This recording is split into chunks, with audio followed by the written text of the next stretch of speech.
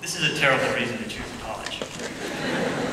Since I more or less knew this at the time, it's not what I told my parents when they asked me why I wanted to come to Berkeley. Instead, I had to make up some nonsense about how Berkeley would give me opportunities that no other school could. Given that I had only been accepted to one other school, this wasn't really a hard sell. So in the fall of 2004, I showed up thoroughly pleased with myself for having pulled a fast one by my parents. But it didn't really take me that long to realize that the stuff I had made up about opportunities at Berkeley wasn't really that far from the truth. One day, a couple of months into my first semester here, my professor of American wildlife walked in and he said, "Look, we're working on this project. If any of you want to help out, come talk to me after class." Before I knew it, I had a job tracking elk in Point Reyes on horseback. It was kind of ridiculous. The next fall, under more or less the same circumstances, I landed a job with another professor studying the mangrove forests of Panama. At this point, I didn't think things could get much better. But then I got an email from a graduate school instructor that said, "Hey, look, there's this photographer. He wants an assistant.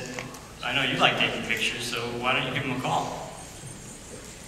The funny thing is, I knew exactly what I wanted to do when I came to Berkeley. And all this stuff about elk and mangroves and photography didn't even come close. I wanted to be a coral reef ecologist. And if there's one thing that the biology department here has taught me, it's that Berkeley is a terrible place to come if you're interested in coral and fish. To be honest though, none of that really bothered me. Instead, my time here has reminded me of the experiences I had as a little boy that made me fall in love with biology and nature in the first place. I took a natural history class where we spent 4 hours every week just wandering around the forest looking for cool stuff. The only reason that working for National Geographic is any fun is it's just like this class. For example, my first job with the magazine was working on an article about cave-adapted species in Sequoia National Park. My first day on the job, my boss hands me this German Panzer tank uniform from World War II. It's my cave suit. And this sheet of paper with all the species that had just been identified in this cave. He says, "Go find me some cool bugs." And you gotta understand, these are pretty subtle things. I mean, 1 or 2 millimeters, whitish, clearish things that may or may not have had legs. You could probably find more attractive stuff stuck to the bottom of your shoe. But it was that day that I realized I don't ever have to grow up. I can be that giddy little boy exploring his backyard for the rest of my life. But for all the opportunities that Berkeley has to offer, it can be a pretty intimidating place too. We learn to compare ourselves to our peers at an early age, and we end up adopting a system that is constantly trying to quantify our worth through grades or test scores.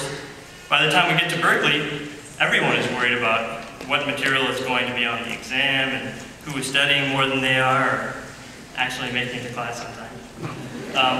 I think it's easy to get distracted from the things that really matter. What I realized here was that finding something that motivates you, that excites you, that you can dedicate yourself to is more important than anything else. I discovered that your passion and your enthusiasm will open more doors than any test score or grade. I know it's been a tough 4 years, or maybe 5, and not everyone has found that thing that makes them tick. But you know what? As graduates of the Integrated Biology Department at Cal, you could not be more prepared or more capable of chasing your dreams than you are right now. So whether it means working your butt off or just taking time off to figure out what you really care about, I say go for it with all you've got. Thank you.